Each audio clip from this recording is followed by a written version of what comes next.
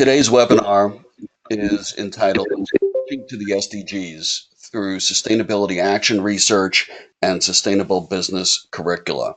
Our presenter today is Dr. Dann Sklarew of George Mason University. I'm going to read the announcement for the benefit of those who will listen to the video recording who did not see the announcement. The UN Sustainable Development Goals, or SDGs, provide colleges and universities an unprecedented opportunity to prepare our students for careers that address a universally recognized set of global goals for humanity. But how can we effectively integrate SDGs into our curricula? What sort of academic preparation should we provide? At George Mason University, an AASHE Stars Gold-rated institution, Mason provides a model for how curricula from general education through to graduate education address sustainability writ large and the SDGs in particular.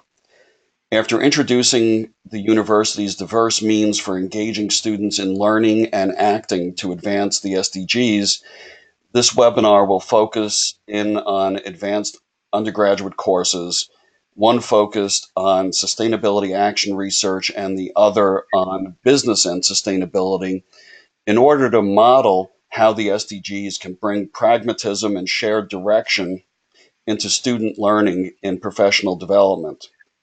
Specific lesson plans and their outcomes will be shared, along with discussion of how trade-offs and strategic integration across the global goals help advance students' higher order problem-solving skills with respect to wicked sustainability problems. We'll then conclude with an exploration of how businesses and higher education may collaborate to prepare the next generation of leaders, professionals, and citizens to realize the SDGs' bold and critical vision for the next decade of sustainable development.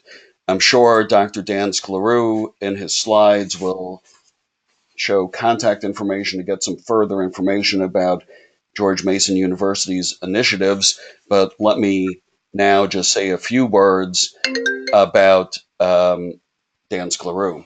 He is a professor of applied ecology and sustainability science and the coordinator of sustainability initiatives at George Mason University.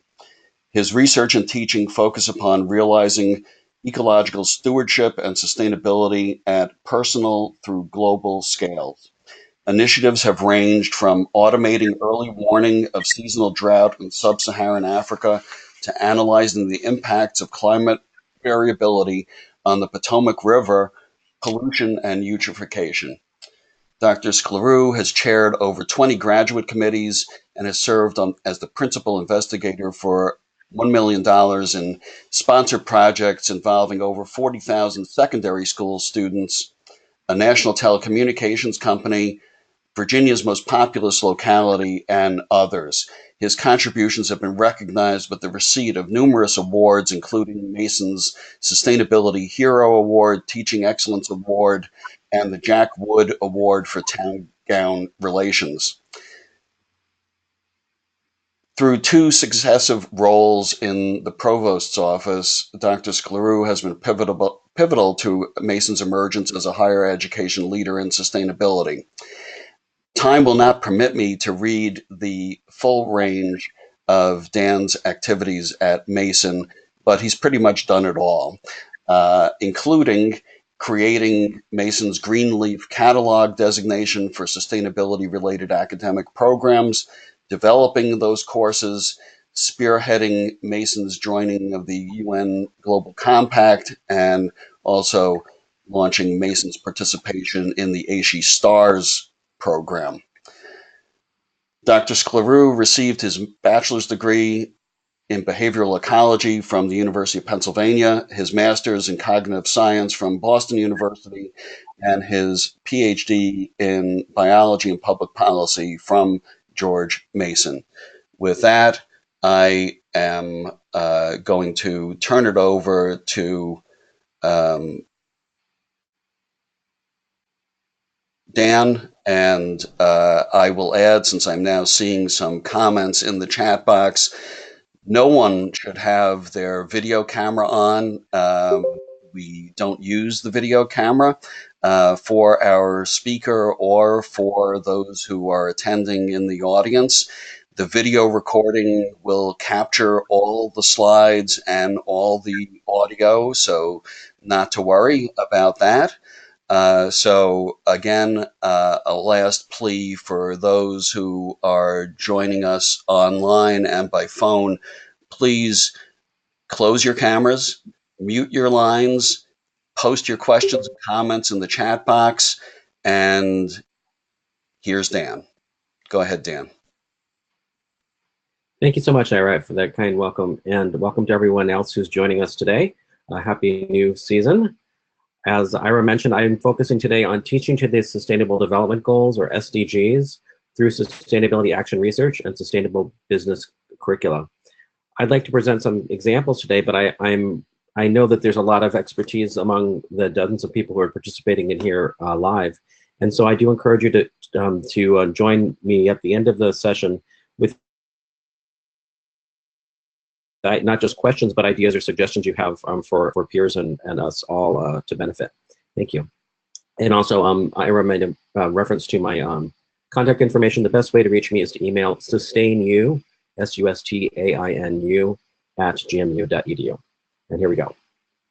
So what I'd like to do today is help you to convey the imperative of preparing students to realize the UN Sustainable Development Goals, or global goals, for 2030. To examine 2 upper-level undergraduate curricula and lesson plans to teach the SDGs, to consider how sustainability action research and business activities could be adapted into your courses to integrate the SDGs into your pedagogy, and finally to have us all have some time to share ideas and resources for implementing SDG-focused curricular innovations. So first, about the imperative. Right now we're faced with some potentially inevitable but unsustainability trends. Among those are inadequate sustainable development progress, increasing inequity, population growth, and resource depletion and pollution. Over the 25-year period from 1990 to 2015, we identified a number of global problems that we wish to address as a species, as a civilization, including ending poverty and hunger, universal education, gender equality, child health, maternal health, combating HIV/AIDS, promoting environmental sustainability, and coming together in a global partnership. And this was sort of the first iteration of us trying to work together as a planet to address sustainable development. And there were a number of positive things that came out of it. I won't read each one of these on the screen now, but just note things like 2 billion more people having access to improved drinking water, gains in gender parity, increases in education, and the reduction in extreme poverty over this period of time. So good news, humanity, we worked together and made a difference. There were a number of places that we fell short of those goals for the Millennium Development Goals, including there were still 1 out of 9 people hungry in 2015, the very regional aspect to that. There's slow progress regarding child malnutrition and undernutrition. There have been other issues environmentally that weren't met that we aim to meet. And certainly there have been both natural disasters and financial crises that have made this difficult. And finally, the issue of net large inequalities remaining in our society. So essentially, we didn't solve all of sustainability by 2015, as many of you, or all of you, are aware. Just as an illustration, I point out here in red that rising carbon emissions over the period from 1990 to 2014 increased almost 2/3 at the same time as the greenhouse gas emissions per dollar of GDP declined. So in other words, over this period of time, what we saw is our emissions were going up, but it's being decoupled from our economic output. The emissions per dollar, again, is less than before. Carbon emissions per person, meanwhile, increased with population almost 20% over that 25-year period. And what's particularly notable from my perspective is that even though high-income emissions per capita have more or less flattened out, as shown in the bottom right corner of our screen, High income emissions in terms of metric tons CO2 per person were about 30 times what low income emissions were per person in 2014. So in essence, we're faced with a situation where the wealthy are able to benefit from much higher greenhouse gas emissions and the benefits that come along that. But at the same time, other income groups by nation, lower middle and upper middle income groups are increasing their emissions from very low, relatively low levels as compared to the developed, or rather high income countries. So when we multiply that number through with the population, as of today, about noon today, Eastern time, we had over 7.691 billion people on the planet, and we're on our way to 9 billion. And just during the course of our conversation so far, in the first 10 minutes, we've added 1,540 people to the planet. Excuse me. So to address the fact that we haven't met our Sustainable Development Goals for the millennium, the United Nations solicited inputs over the last several years, and in 2015 established the UN Sustainable Development Goals. There were over 1 million people that gave inputs into these goals, and included not just governments, but private sector citizens, individuals, nonprofit organizations, and civil society. And these were the big 17 that came out of it. You'll notice poverty and hunger are still among them. We've added areas that are, poverty and hunger, well-being, education are still there. Equality, both in terms of gender equality and in terms of inequalities among different cultures and ethnic groups. Provision of natural resources such as clean water, energy, a focus on economic aspects of sustainability, economic growth, sustainable cities and communities, and responsible consumption and production. And then SDGs 13 through 15, which capture some of the environmental aspects in terms of climate action, preserving life below the water and on land. And finally, the last two SDGs, 16 and 17, looking at building peace, justice, and strong institutions and partnerships to realize these goals. A pretty broad agenda, and only 15 years to address it all in as of 2015. So of course, we're coming up on the being within the last 10 years now. So a lot of work to do. I would point out, and specifically at the moment, quality education has a particular SDG target, which has been referred to by some as the world's largest lesson. That is that by 2030, we want to make sure that all learners have acquired the knowledge and skills needed to promote sustainable development. The idea here is that we need to educate generations to be able to learn about sustainable development, understand how we can achieve these global goals, and also have the skills to drive sustainable development success. I think that this is a real challenge here because we essentially don't necessarily have all the answers now, and so we're trying to prepare our students to be able to answer the unanswerable to a certain extent, particularly when we think about realizing all 17 of those goals simultaneously, despite the apparent trade-offs in some cases between them. So higher education plays a pivotal role in humanity understanding, affecting, and preparing future generations to manage these trends. Here at Mason, we've been trying to look at this both at a global scale and at a campus scale. George Mason University is a growing set of campuses in the Washington, D.C. area, as well as a small campus in Songdo, South Korea. We're the largest public university in Virginia with over 36,000 students.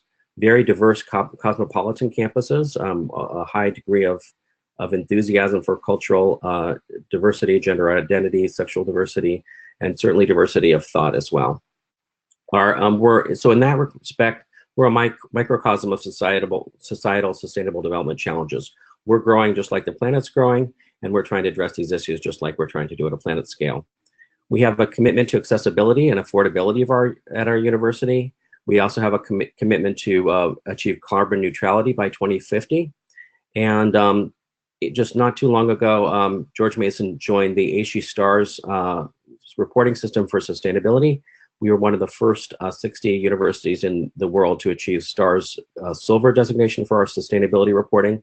And in 2014 and 17, achieved STARS gold. And finally, most related to this class, we have over this presentation, we have over 125 Greenleaf sustainability courses and over 24 sustainability related academic programs. This is eye candy, which kind of captures some of the things we've been working on in terms of our sustainability studies. our co-curricular activities. And I should mention in the bottom left corner, we also have a $100,000 a year Patriot Green Fund to support sustainability student projects for research as well as infrastructure benefits. I'd like to focus down on two of our many Greenleaf sustainability academic programs, the Environmental and Sustainability Studies Bachelor's and the Environmental Science Bachelor's that are which are pulled from courses across the university.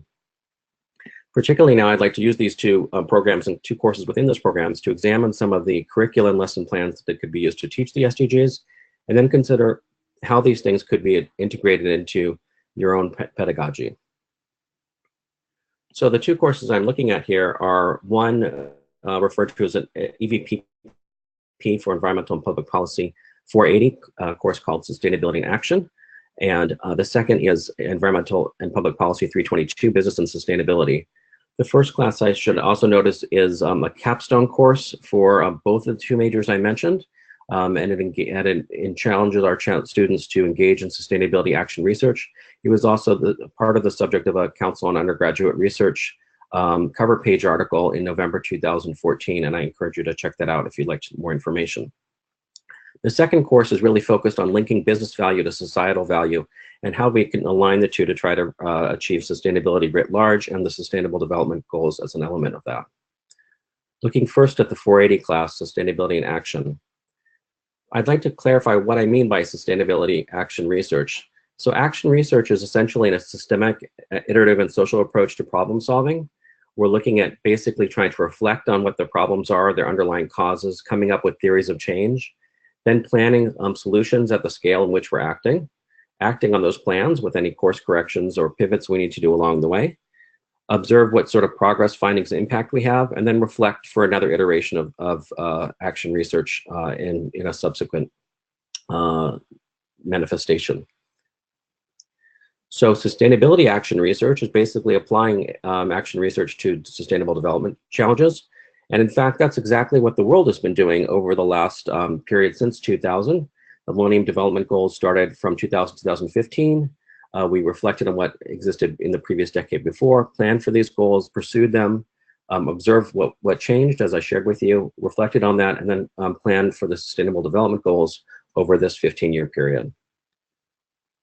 Now, we want our students to be able to appreciate that the whole world is engaging in action research at the same time that we need to be working at a local scale towards the same goals and be able to link them together.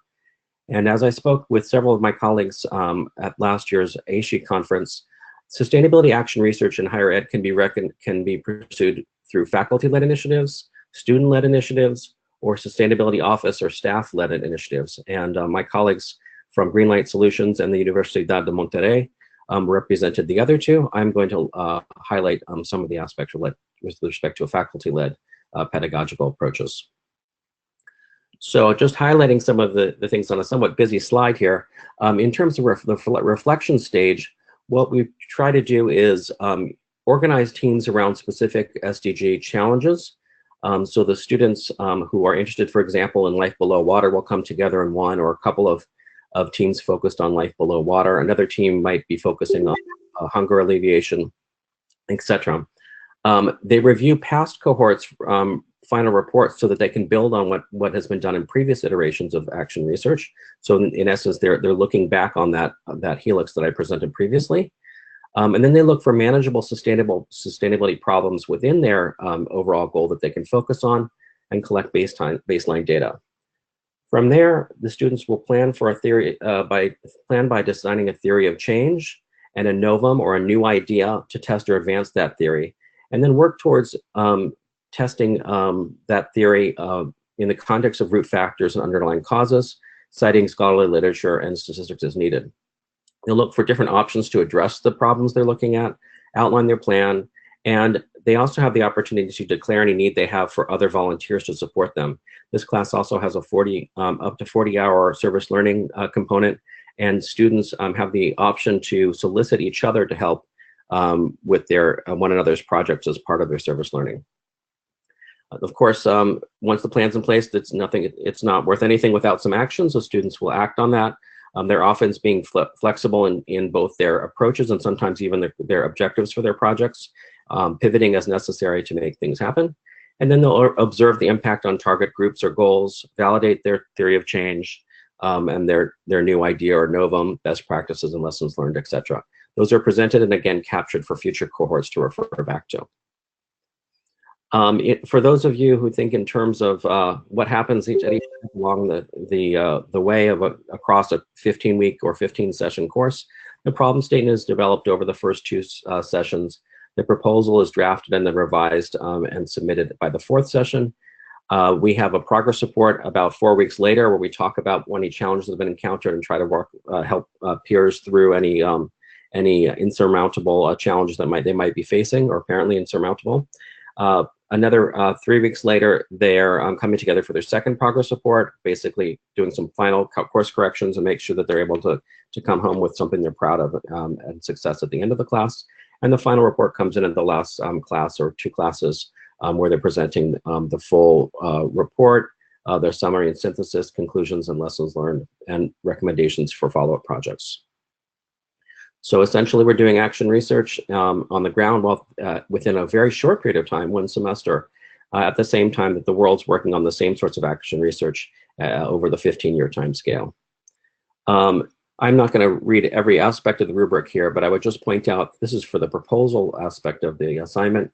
The team must demonstrate a high level of knowledge of the SDGs, and they also need to demonstrate a high capacity to measure their impact on 1 or more SDGs. It isn't so much that they have to achieve that impact. That's part of the learning process to see how much you can impact over the 15-week period. But the idea of measuring either qualitatively or quantitatively or both is important to this overall activity.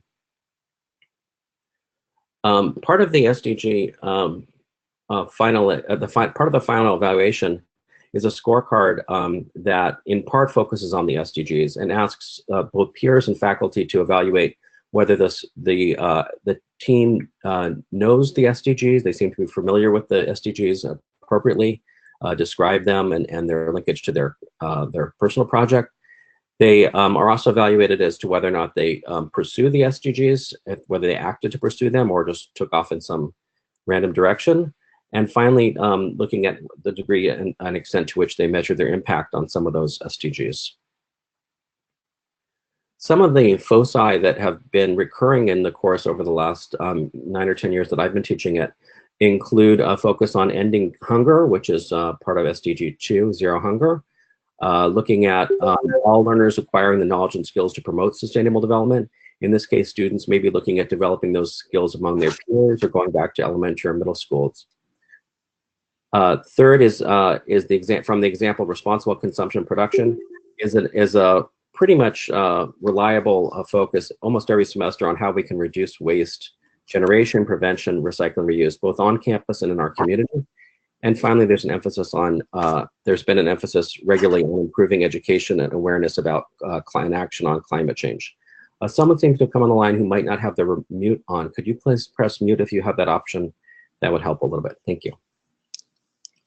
So just an example of what one of these projects looks like, pursuing through 2 iterations. This was a group that met this time over spring semester of 2018 to address food insecurity on campus through waste diversion. Excuse me. They noted, according to national statistics, about 1/3 of college students struggle with food insecurity at least once in the past month, and noted that it had an impact on their academic performance and graduation. Their research question focused on how many students lack access to healthy, adequate food and how it could be addressed to ensure they have more nutritious food and calories. They put together a set of steps, including developing a survey of their peers, identifying opportunities for farm to campus food delivery, an online community forum, and at the end of their project, they actually worked between their student group called Campus Kitchen and Catholic Campus Ministry Partnership to provide free food opportunities to those in need. They had over 100 students who responded to their survey, got a lot of very interesting information, and I'm just going to very briefly touch on some of those examples. So a plurality of, or sorry, about 1/3 of the students indicated that food insecurity, they had felt food insecurity as a student at George Mason. A little less than half had skipped a meal due to financial constraints. Almost all of them had utilized programs at Mason. I'm sorry, excuse me. Almost none of them had utilized programs at Mason to offer free food or reduced cost food. And so we recognize that there was a big disparity there between the 1/3 and what they found in their survey. About half were unsure about whether Mason offered enough resources to support food insecurity. A third didn't think so, and only about a seventh said that there was enough resources. And so from this, they gathered the conclusions that there's really a huge disparity between what students are facing, food insecurity, and how they're obtaining the help they need on campus. That they needed more food options, aid options available for students, and or greater awareness of the options available, and that more research was needed. So the next semester, the summer semester, one of the another team of Santiago, Meza, and Wendy Magid came together and focused in their project in a second iteration of action research on coming up with a brochure, a flyer that could be available all throughout campus and that went up on a lot of our public places that basically made students aware of both on and off campus resources that could help them with food insecurity. Food insecurity has reoccurred in additional subsequent projects over the course of this academic year, and I'll look forward to reporting on how that goes when the results are in. So what we see is that with this illustration and the others, that students have had sustainability action research projects that have had real world impacts. For example, with respect to responsible consumption and production, they've had created new recycling programs at the local Dick's Sports retail store, Red Bull, Starbucks, and 4 large mosques in our Northern Virginia area. Students have developed their action research and project management skills, and they've been able to build subject matter expertise with respect to certain SDGs. Some of the lessons they learned is about how the problem framing frames the options that they can come up with, the experience in conceiving a new idea or a novum and testing their theories of change. Third has been every semester we can count on quite a few fumbles and pivots, and these things are normal and okay. Falling on your face in the middle of the semester is not bad in this class. It's a sign you're learning something. And finally, that some projects are not realized within the course of a semester, and so there's a sense of having to pass the ball to the next cohort, and preparing your report to inform the next group of students working on the project. So now I'd like to turn to business and sustainability, the business and sustainability course. What is the role for business and sustainability anyway? Well, they certainly have a key role from my perspective. As well as the Business Action for Sustainable Development group captured, businesses can't succeed in a sustainability that fails, and society can't achieve sustainability without businesses providing solutions. So what's also important here is that businesses have the capacity to make a difference. Many of you have seen the triple bottom line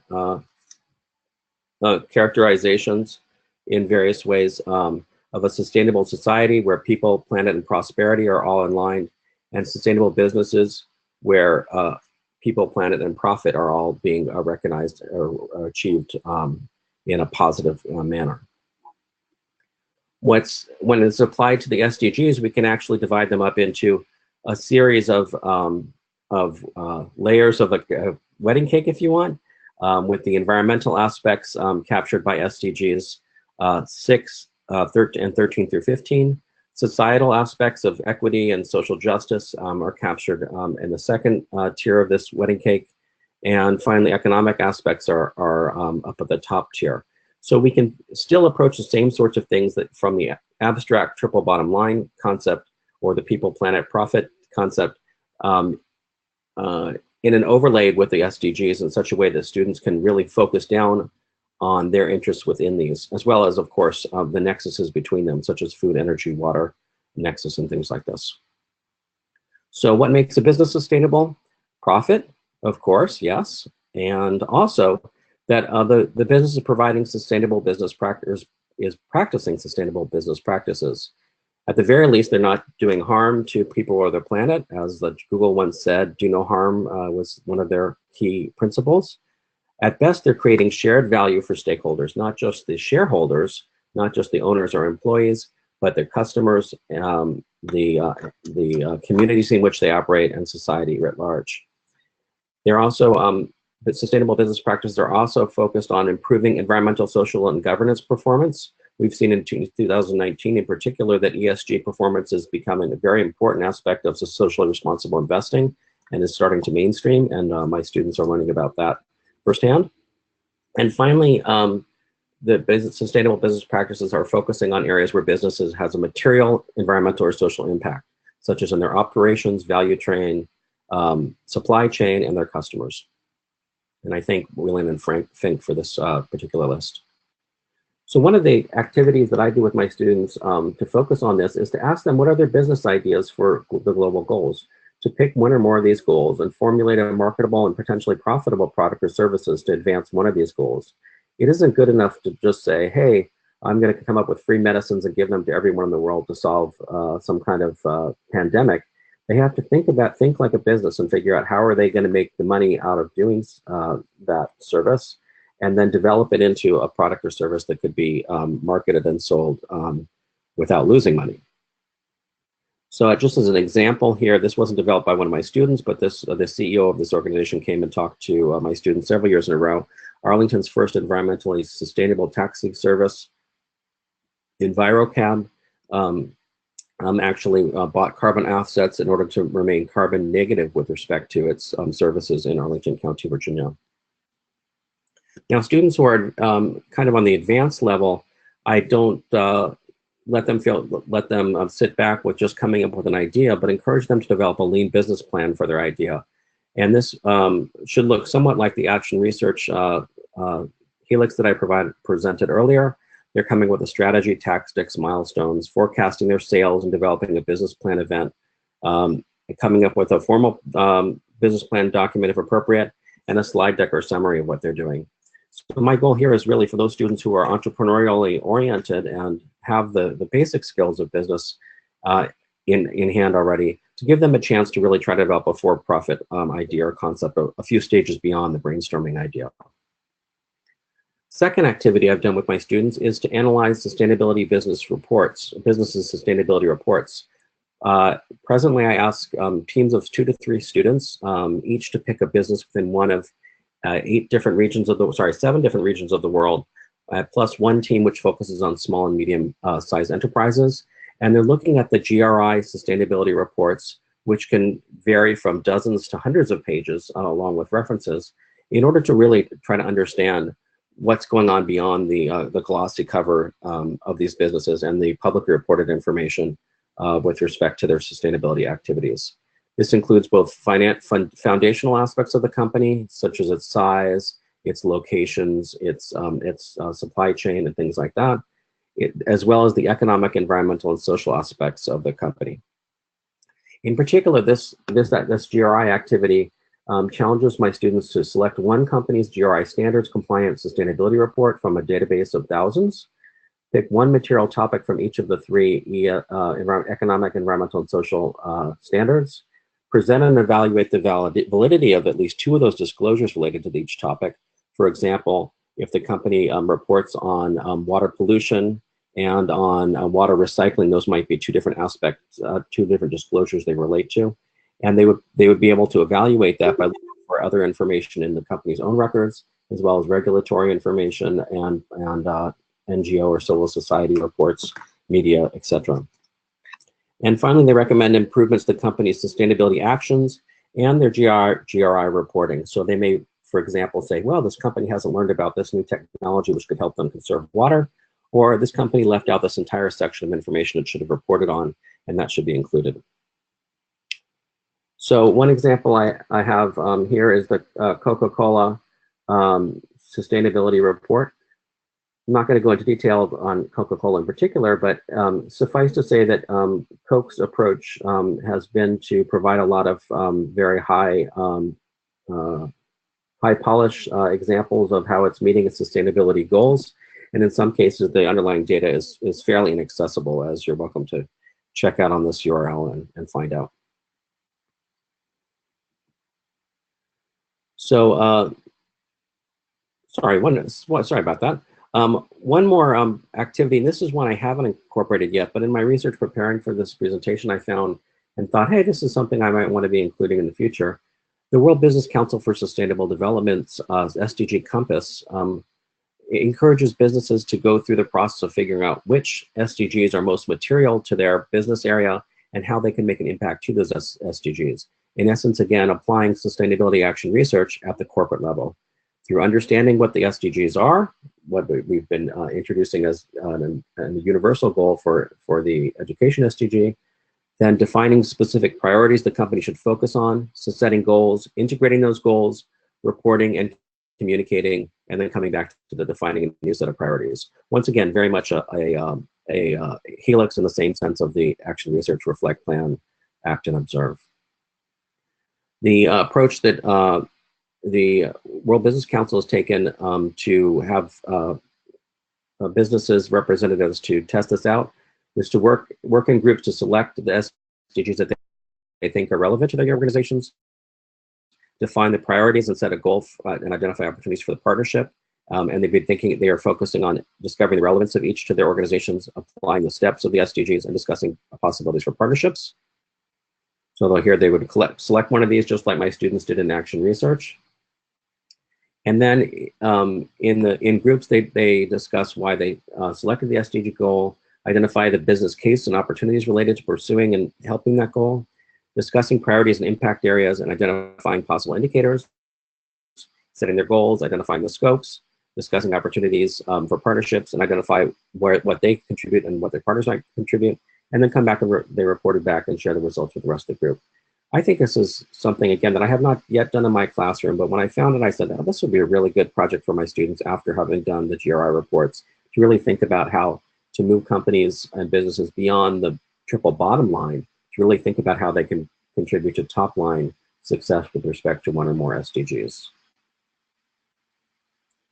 So I just want to recap. To this point, we've compared the imperative of preparing, or we've conveyed the imperative, I hope, of preparing students to realize the SDGs for 2030, examined a couple of upper level curricula and lesson plans to teach the SDGs, considered how sustainability action research and business activities could be adapted to integrate SDGs into our pedagogy. And now I'd like to finish off by giving everyone an opportunity to share some ideas and resources for implementing SDG-focused curricular innovations. So I'll open the floor up now. If there are any questions, comments, or ideas, I think Ira's going to ask that you type those into our chat bar if you're able. And if you're coming in via phone, just you can identify yourself. We'll try to slip you in as well. Thank you very much. Thank you, Dan. That was a great presentation, and I too open up the floor for comments and questions in the chat box. Before I do, while we have the full complement of attendees on the line, let me simply point out that this presentation by Dann Sklarew today is a great example of how we support teaching faculty in sustainability in higher education by providing examples of how curricula are developed and identifying resources that are especially helpful. Basically, the Sustainability Curriculum Consortium is a platform for all those to share their various perspectives, and I think we can all agree there's no one correct way to teach sustainability in higher education, and certainly not one way to introduce the SDGs. So I start with an invitation, not only here now, for you to share some resources in the chat box that you've come across, or to provide an example, and I can unmute people if they'd like to talk specifically now about what they've done in their courses. But the invitation is, I view this as the first of a series of SCC webinars on teaching to the SDGs. So if you have a specific approach based on your own experience that you would like to share with the broader Sustainability Curriculum Consortium, community, please be in touch with me. Also, I will note that on the website for SCC, curriculum4sustainability.org, there are already resources relating to the SDGs, including earlier webinars under our archived webinars and presentations from our first two SCC faculty conferences that related to teaching to the SDGs. So back to what's been posted in the chat box, let me go back and tee up a couple of questions for Dan here. First of all, at the most basic level of the business and sustainability course, Dan, how did students end up connecting with the local businesses like Starbucks and Red Bull? Thanks for your question. The connection with local businesses often happened, according to students' own experiences. So students that are either customers or employees of particular local businesses were able to talk to the managers and work through things like, how can we get you to compost your coffee grounds and things like that. In the case of the local mosques, we had 4 Muslim students who were very excited about approaching all the mosques in the area and managed to power them down to 4 10,000 plus member mosques in the area. And each student actually worked with a given mosque. So it was really based on focusing on where those students were already interacting. In some cases, I've identified particular outside organizations, benefit corporations, for example, that are in the area to come in and talk to students, and they followed up with those organizations. Very good. And I think, Dan, you discussed this as you proceeded, but Joel Harmon asked, how much impact can students have in just a few weeks of action? Thank you. It really depends on the project. If it's timed at the right moment, they can really be the team that puts something from an idea into action in one given semester. In some cases, it really has taken the sustained effort of students over several cohorts of semesters. So for example, I made a reference to coffee grounds. On campus, we've been trying to put in place a sustainable system of composting our coffee grounds now for about 2 to 3 years. And each time a cohort's taken it on, they've moved a little bit further to getting it to the right place. Who does it, who pays for it, what's done with the grounds afterwards, etc., things like that. In other cases, like the example of the mosques, these students were very effective at achieving everything they set out to do in one given semester. They were able to set up recycling and energy conservation programs and even green teams at these large mosques within the course of just one semester. So it really depends on the project. Part of what I and the other faculty who teach this course try to do is help them within the first 2 or 3 weeks to really get it down to a manageable level where it seems possible that they could succeed within 15 weeks. And in part by reading the previous final reports from previous cohorts, students have a sense of what happens when they get too big. And in some cases, occasionally students will pick something that's really ends up being resolved. 2 or 3 weeks into the semester, they pick something that was pretty straightforward. In those cases, we'll encourage them to kind of develop it a little bit further and carry it forward to the next stage where possible. Thanks, Joel. So another question from Patrice Barlow. How can SDGs be used to educate neighborhood associations and community organizations about sustainability with displacement? I think that's a very good question.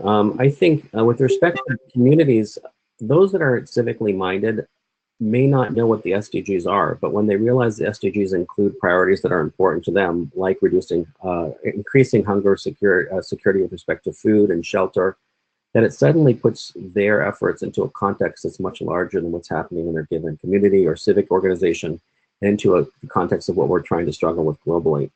So I regularly talk with civic groups and bring up the SDGs. And even today, 5 years into the program, a lot of people have never even heard of these. So just familiarizing them with these goals and then inviting them to figure out what the linkages are between what they're doing locally and what's happening globally can open up a whole world of opportunities and enthusiasm. In particular, I, among others, tend to tweet about SDGs based on their numbers. So if I say something like, I find something really interesting in terms of hunger alleviation in a suburban landscape like where I live, I might put something up with the hashtag SDG2, and I hope that others that are in similar circumstances can find those and learn from them. So I think there's both that in-person and social media approach, and it's certainly multifaceted, but I have yet to encounter anyone who's said, oh, SDGs humbug. If they're involved with civic organizations, they're really usually very excited to connect in one way or another with this global vision. Moving on to another question and comment, Rob Johnson had noted that wasn't sustainable education, which is SDG number 4, Mr. Gore's focus in inconvenient truth. And then he goes on to ask, but if emissions per capita continue to rise, your data, especially in the upper and middle classes, doesn't that mean that this hasn't been effective? If so, how do we make it more effective, impactful, imperative? I'm sorry, you got cut off at how do we? Could you repeat the last sentence, please? Sure. After saying if emissions per capita continue to rise in the middle and upper middle class, doesn't that mean this hasn't been effective? And if that's the case, how do we make it more effective or impactful or imperative? Thank you. Yeah, I think there are two phenomena that's going on. One, at the very end of the extreme, the very rich countries and the very poor countries, they are more or less leveling off in per capita emissions. But it's those intermediate wealth nations that are really still heading up in a lot of cases. And if we look more closely, there are very specific small countries who have succeeded across the board in reducing their emissions and emissions per capita, while most of the larger nations, population-wise, have not achieved that necessarily. From my perspective, I think we're really at the start of the educational process that's needed to move the entire world to a point where emissions per capita can be reduced. But we also won't be able to ignore the effect of the capita. So looking for a post-material society, or where accumulation of things is not necessarily the most critical sign of being more developed, certainly is a cultural change and something that will require a few generations of close attention. Similarly, figuring out whether a 12 child family versus a 1 or 2 child family is right for one is something that isn't necessarily going to change in a generation. So I think we have challenges, educational challenges, that we really only are on the first generation of really mainstreaming into our K-12 curriculum in the United States and elsewhere. It may be another 20 to 40 years before we get it right. So some folks in the chat box have identified useful resources. For example, Joel Harmon points us to the Stockholm Resilience Center, which is where Rockstrom and his colleagues are based. They've done an assessment of progress on the SDGs from 2015 to 2018. And he says that's a great resource. And I'm familiar with that work, and that is among the resources that Dann Sklarew and I will be pulling together. We have committed to each other to gather our best resources for teaching to the SDGs, and this item will certainly make that list. Another very helpful comment from Ryan Moores. His nonprofit Greenlight Solutions Foundation, and he gives us the URL glsolutions.org. glsolutions.org connects students with local businesses to collaborate on sustainability projects. He goes on to say students learn about and utilize the SDGs and targets that are related to their specific project and the business they're working with. I gave you the website URL. Ryan's email is ryan@glsolutions.org. And he thanks Dan for this informative webinar, as do a number of other people in the chat box. One question that was raised by Anton Camerata is, Dan, are you willing to post on when we post the video recording for this webinar, can we post the copies of syllabi or links to the syllabi for the two courses that you have discussed today? So I'll let you mull that over, and whatever you decide, we'll make that available. And let's see, there are people asking about links to the previous webinars. As I mentioned, if you go to the SCC website, curriculumforsustainability.org, two places to look at the moment. One is under our prior SCC faculty conferences, where we've had some excellent presentations on the SDGs and more broadly the 2030 development agenda. We've also, over the last 3 years, have had other webinars on the SDGs, and those can be found on the website under archive webinars. Dan, you have some closing comments that you would like to make before we wrap up? Well, I do want to thank both Rob and Ryan, with whom I've had the honor of presenting in the past, for bringing up their perspectives. Rob is actually coming to us from Virginia's largest community college system and has a lot of operational insights that we may tap on in the future.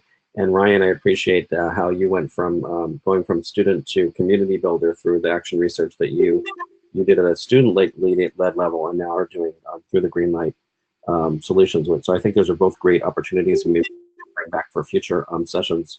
With respect to my curricula and syllabi, George Mason University publishes all of its syllabi, and I'm happy to, if anyone wants to email me at sustainu, SUSTAINU @gmu.edu, I can provide you links to those syllabi as well. I should add that I'm very excited for the 40 plus people who are on the line to hear from you about other resources that we should be including. As Ira indicated, we're trying to bring it all together, and hopefully the Sustainability Curriculum Consortium's website continue to be a growing resource for the sorts of information that you and I both seek to make our classes really excel in preparing our students to pursue the Sustainable Development Goals. And I look forward to seeing where we go from here. I'm very excited to see what we come up with and make a difference. Thank you. Thank you so much, Dan. As Sarah Woodside has just posted, the specific hands-on ideas are very, very useful. And with that, we'll end for the day. By the way, we did have, as Dan mentioned, over 40 people join us live today. But again, as most of you know who run webinars know, we have had well over 100 people register for this webinar, and many come back and do the video recording. And so my final invitation again, for those of you who have developed your own approaches to teaching to the SDGs, please do be in touch, and we can add your resources to the document that Dan and I are pulling together. And if you like, we can showcase your work on an SCC webinar. With that, I'm signing off for today.